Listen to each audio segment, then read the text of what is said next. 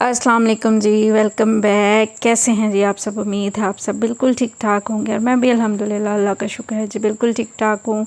तो जी यहाँ पर चल रही है लूडो और बच्चों को मैंने नाश्ता वगैरह दे दिया था और बच्चे जो है ना नाश्ता वगैरह करके यहाँ पे लूडो खेल रहे हैं। और आजकल जी बच्चों पे जो है ना ये नया जुनून कह लें या नया शौक़ चढ़ा हुआ है लूडो खेलने का। तो बस दावत पे गए थे, वहाँ पे कज़न्स के पास देखी है और घर आते जी हमें भी लूडो चाहिए, हमें भी लूडो चाहिए। तो फिर ये कि पड़ी हुई थी तो मैंने उतार के दे दी।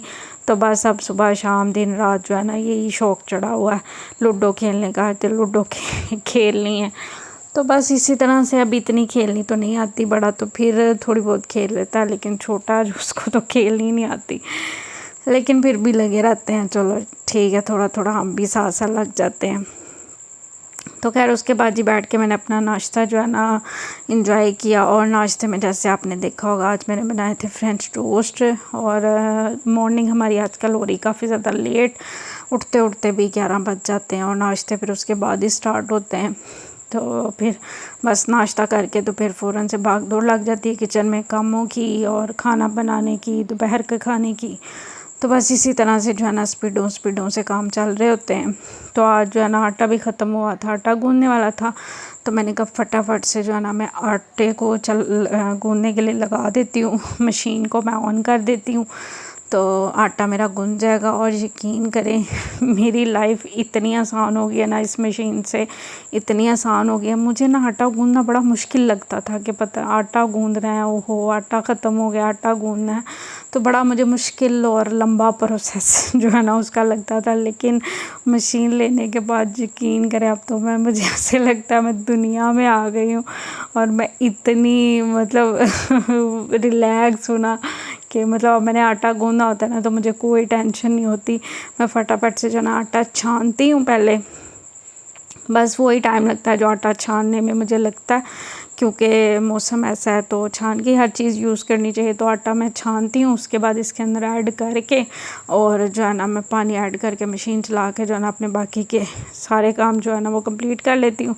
और 5 मिनट के अंदर जो है ना बड़ा अच्छा सा आटा गूँध के रेडी हो जाता है। ये देखें जी बिल्कुल यकजान हो गया और अच्छे से जो है ना आटा गूँध गया। और उसके बाद जो है ना मैं फ़ौरन से मशीन क्लीन कर देती हूँ, क्योंकि इसके ऊपर ख़ास इंस्ट्रक्शन दी हुई हैं कि फ़ौरन से आपने मशीन को क्लीन करना है। और ताकि जो है ना मतलब आटा वगैरह अगर कुछ साइडों पे गिरा है वो जम ना जाए, या तो इस वजह से मैं जो ना कपड़ा गीला करके और इसको जो है ना अच्छे से क्लीन कर देती हूँ। और फिर दोबारा से इसकी चीज़ें जो है ना इसमें लगा के और ढक्कन बंद करके रख देती हूँ। तो खैर बाकी चीज़ तो वॉश कर लेती हूँ, ये हिस्सा वॉश नहीं होना होता है तो इसको कपड़े से साफ़ कर लेती हूँ। और बाकी चीज़ों को मैं अच्छी तरह से क्लीन करके और फिर जब वो खुश्क हो जाती हैं तो फिर उसको जो है ना मैं इसके अंदर लगाती हूँ। और जितनी देर में वो काम हुआ देखा आपने झटपट जो है ना मेरा आटा गूँध के रेडी हो गया। और अब मैंने इसको फ्रिज में रख दिया।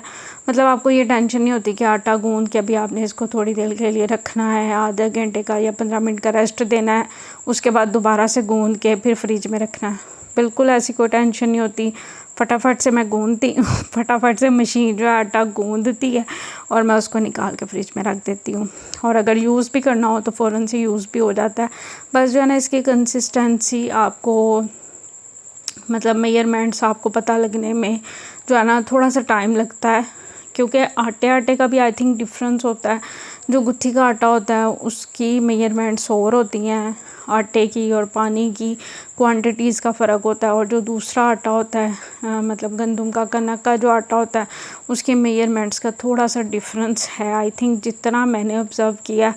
क्योंकि वो ज़रा जो गुत्थी का आटा होता है ना वो थोड़ा नरम सा होता है, थोड़ा मतलब ज़्यादा मुलायम होता है, तो उसमें शायद कम पानी यूज़ होता है और इसमें शायद ज़्यादा पानी यूज़ होता है आई थिंक, मुझे इस तरह लगता है। मतलब मैंने ये ऑब्ज़र्व किया और ये कि 3-4 दफ़ा मेरे से ऊपर नीचे आटा हुआ, मतलब 1-2 दफ़ा नरम हुआ, 1-2 दफ़ा सख्त हुआ। तो अब ये कि प्रॉपर प्रोपोर्शन जो है ना मुझे पता चल गया है, तो अब मुझे इतनी टेंशन नहीं होती। पहले मैं थोड़ा थोड़ा गूँधती थी ताकि अगर सख्त हो जाए या नरम हो जाए तो थोड़ा ही और वो यूज़ हो जाए, क्योंकि आटा गूँधा हुआ तो आप ज़ाया नहीं ना कर सकते। तो इस वजह से जो है ना पहले मैं थोड़ा थोड़ा गूँधती थी, लेकिन अब मुझे पता चल गया है कि क्या मेजरमेंट्स होती हैं। तो इस वजह से जो है ना अब मैं जितना मुझे ज़रूरत होती है उतना मैं गूँध लेती हूँ। तो खैर यहाँ पर हंडिया मैं बना रही हूँ, और हंडिया में आज मैं बना रही हूँ जी फलियाँ गोश्त, बहुत ही ज़्यादा मज़ेदार। और जो है ना मतलब बड़े दिन हो गए थे हम गोश्त वगैरह खा खा के, जो है ना पुलाव और कभी मतलब ऐसे दावतों पे भी कोफ्ते पाए। तो मैंने कहा तो कुछ ना डिफरेंट कर लेते हैं। तो सब्ज़ी घर में कोई भी नहीं थी, तो पहले तो मैंने हस्बैंड से सोचा कि कुछ मंगवा लेती हूँ। फिर मैंने ऐसे ही फ्रीज़र खोला तो फलियों का एक पैकेट मेरे पास पड़ा हुआ था। तो मैंने कहा कुछ नहीं सोचते, आज जो है ना फलियाँ बनाते हैं, और आज जो है ना हम फलियाँ एंजॉय करेंगे। और फलियाँ भी जो थी मेरे पास, यानी कि जो पैकेट मैं लेके आई थी बाज़ार से निकला हुआ, वो भी ख़त्म हो गया। तो अब नेक्स्ट देखें मेरा बाज़ार चक्कर लगता है जो मैं लेके आऊँगी, और मेरे लिए तो ये बड़ा हेल्पफुल सा रहता है। मैं निकली हुई ले आती हूँ, और जो है ना मतलब आधा किलो भी ले आऊँ तो मतलब मेरा 2 दफ़ा 3 दफ़ा जो है ना बन जाता है, क्योंकि इतना ज़्यादा सालन वैसे भी खाया नहीं जाता।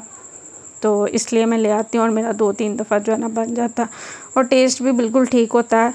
मतलब आप ये नहीं कह सकते कि बाज़ार से निकली हुई आई हैं तो टेस्ट अच्छा नहीं होगा या इस तरह है, तो ऐसा कोई मसला नहीं होता। टेस्ट जो है बिल्कुल ठीक होता है।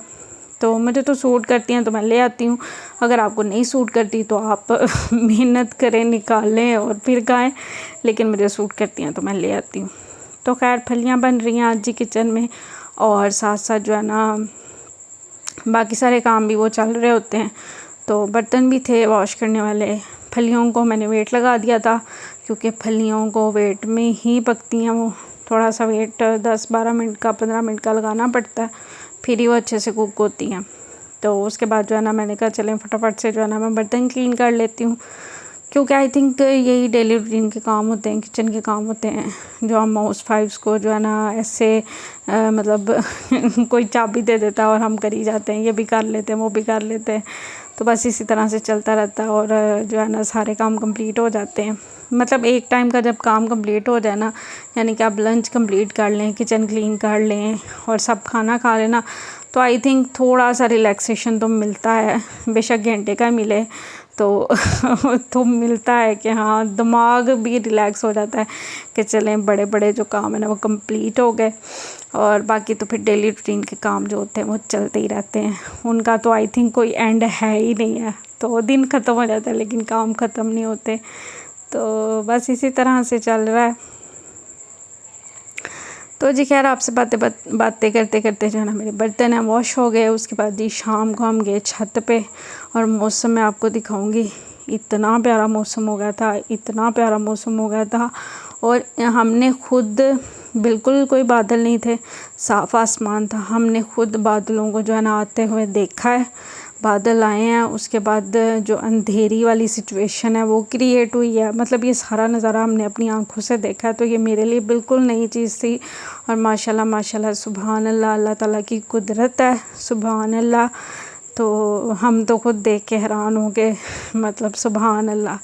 तो जी सारा कुछ हमारे सामने हुआ है। फिर आंधी, जब चलने से पहले थोड़ी सी आंधी की जो आवाज़ है वो हमने सुनी, और फिर आंधी एकदम से आई, फिर बारिश स्टार्ट हो गई। तो गर्मी काफ़ी थी, गर्मी का ज़ोर कम हो गया। तो जी इसके साथ ही जो है ना वीडियो का एंड करते हैं, मैं चलती हूँ, मुझे अपनी दुआओं में याद रखिएगा। और वीडियो अच्छी लगी हो तो please like share subscribe my channel. Thank you so much for watching, take care, अल्लाह हाफिज़।